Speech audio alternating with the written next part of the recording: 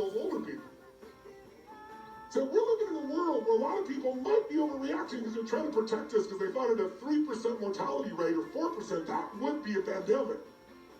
But today, depending on whose research you read, it's 0.1, 0.2, 0.3, which is the same as the flu.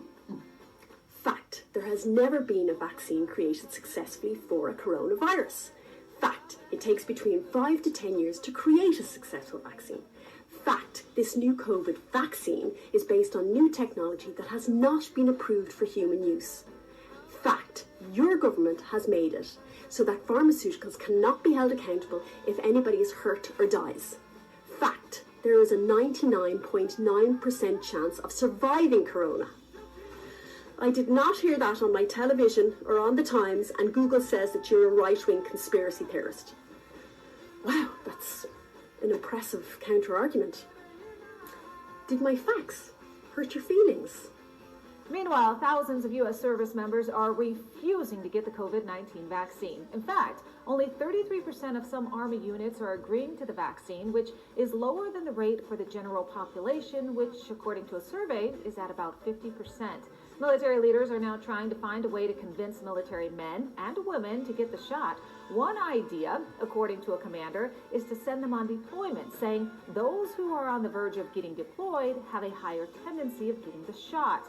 Leaders of the military are also concerned with the resistance to the vaccine as troops are deploying to administer shots around the country, and they want the servicemen and women to set an example for the nation. Service leaders have campaigned for the vaccine by holding town halls, sending messages, distributing scientific data, and posting videos of leaders getting vaccinated, but still, the vaccination rate remains low. I'm asking that question. Can anybody at PHAC table data that shows that quarantining at a hotel is better from a public health perspective than quarantining at somebody's house?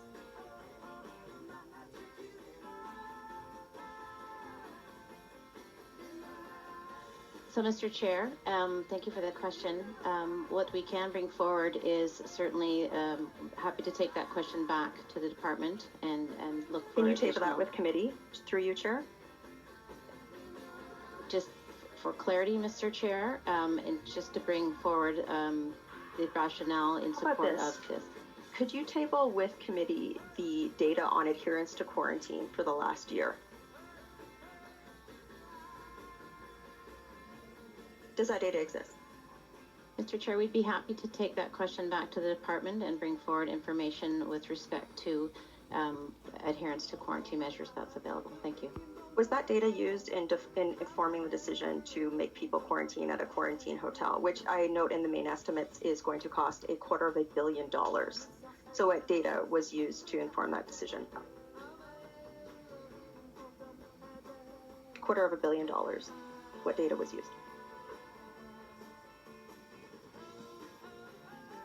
Anyone? I mean, it's just $250 million. I mean, what's that between friends, right? Anyone?